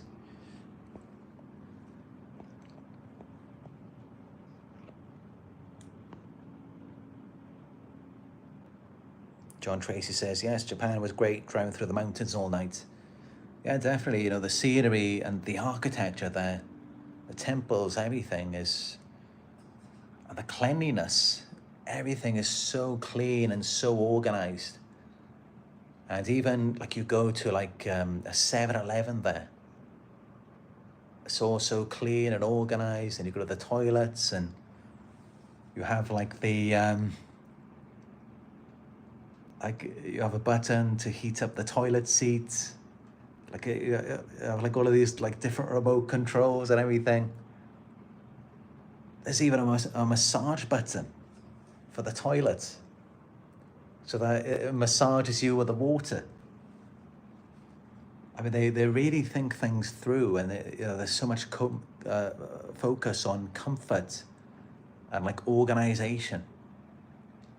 And yeah, I really appreciate that. I think it's very thoughtful of how everything is just organized in that way in Japan.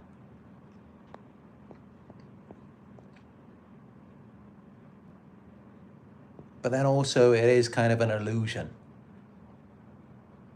in many ways, because of course real life isn't like that. Real life for us as humans, we're just kind of out in nature, and there's all of these discomforts, all of these threats. And so that's how I think, as long as you live in a comfortable life, like you're in some city and you're just away from everything, like in a condo or in a house, and you're like in a padded room, you're not living a real life. And that's how many of you may experience anxiety, depression, because it's like you're living a fake life. You've got to get out into the wild. You've got to get out into nature. You've got to go to a lake. You've got to go hiking. That's what you've got to do. And then your vibration will begin to rise. Then you'll feel more at peace, as long as you're not in danger. Because that's our natural habitat. And being in these boxes, being in these rooms, these cars, wherever it is, it's not any good for us.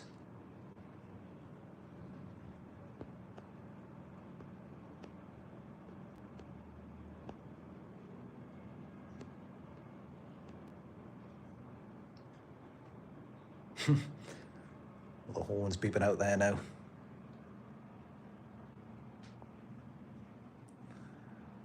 Everyone in the area is probably watching this live as well. It's not just you guys. everyone waits, you know, for the moment that I go live and wherever I am. And then they kind of have reactions to it.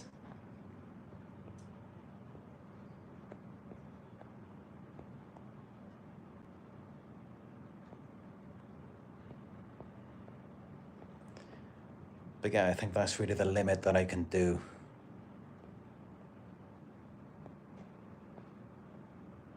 I'm starting to get quite dizzy myself.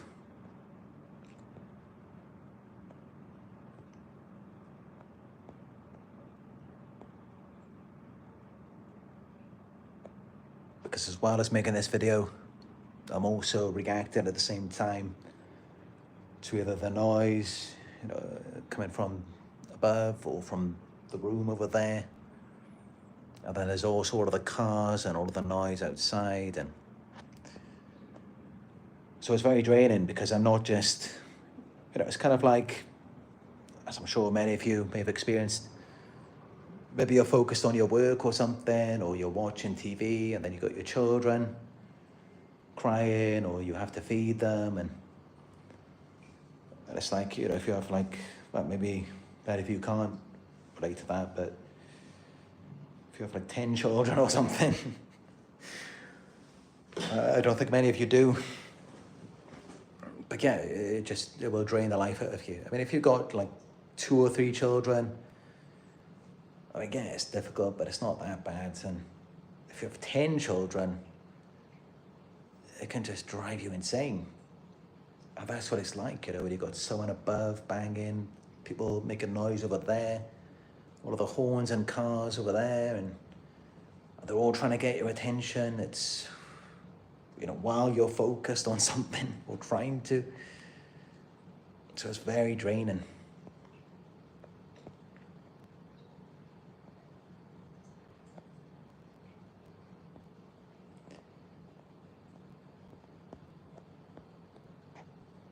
Eddie Wynn says, can you take Nara to the Philippines? Unfortunately, I can't. It's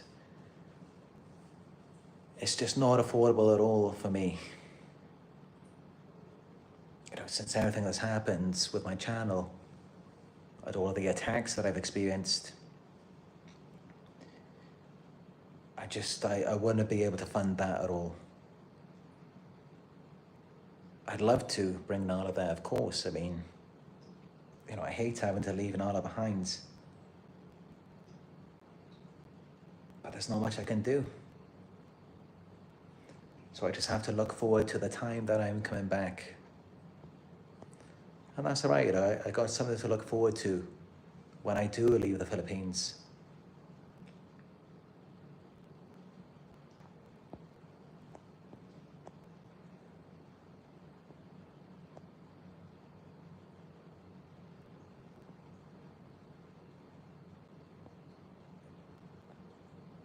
Although if I do come back to Malaysia later this year, I think this time I'm going to avoid the city because it hasn't been too peaceful. So I don't know where I'm going to go, but just not here. Because in the last month I've had barely any sleep. I mean, they are really at it, like from like 5 a.m. going crazy. I mean, these people, I don't know. You know, I don't know about their life. I don't know what their family situation is like. I don't know. You know, as an example, if someone's 30, 40 years old, I don't know what their life has been up until that point. I don't know the hell that they've been through. But, you know, of course, I can tell, yes, it must have been pretty bad. You know, they must have really been through it. I can feel that, you know, they hate themselves, they hate their lives. They're expressing that to me. Not really much I can do about it, though. Especially people who are like lashing out and, you know, they're not trying to change anything. I mean, I myself, you know, my life hasn't been perfect. You know, I've experienced a lot of difficulties in my life. You know, maybe not anywhere as near as bad as theirs. But, you know, I know how to deal with it as well, though. I don't just put it onto other people. I'm about growing, moving forward.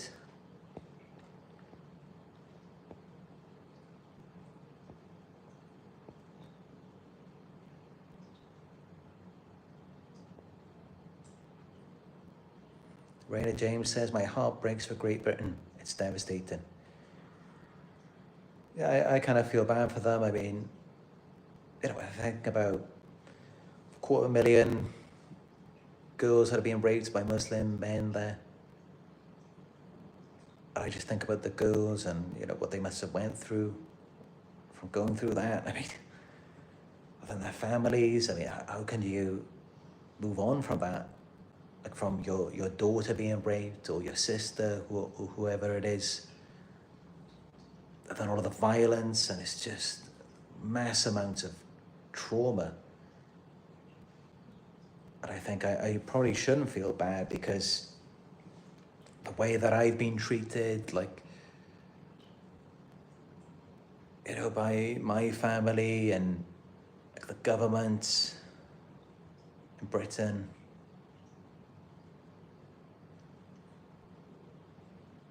I definitely should have had better treatment, and all of the work that I put in, all of the people that I've helped, that's how I get treated.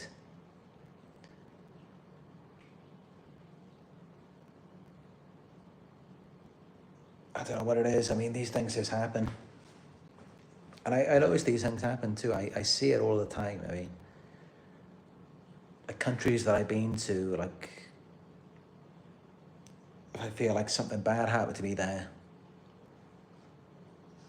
and then I just notice something pops up on the news. It's like, oh, no, this is happening. Now there's an earthquake, a tsunami. Or there's all of these mass rapes all of a sudden. It just seems to happen.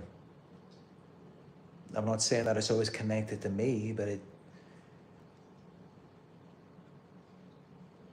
it does seem like it's, the way that it just pops up after a certain amount of time.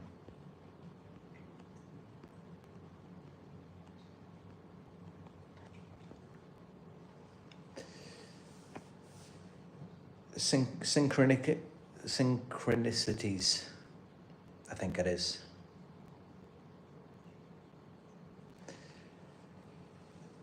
But yeah, at this point, I'm exhausted now. All of the bang and everything has just drained the life out of me. So I'm gonna go and recharge my energy. But I hope this video was good for you. I hope I answered your questions, and I hope it's good, this topic. So yeah, if this video was helpful, please give it a like and comment down below. Let's start a discussion together. And if you've got any questions as well, if you're new here, subscribe. Click the bell icon, all notifications, so that you will be notified when I go live again. If you would like more support, guidance on your healing journey, you can book a one-on-one with me by going to narcsurvivor.co.uk. Your donations are greatly appreciated, no matter how small. You could donate by going to paypal.me/narcsurvivor. And also know that your donations through PayPal, they will go towards Nala's pet boarding next month. So you will be helping to support Nala if you donate to the PayPal. And also you can follow me on my Instagram. It is Narc Survivor YouTube. So yeah, thank you all for joining me on another live video. Thank you for your support. And I look forward to speaking with you in another live video very soon.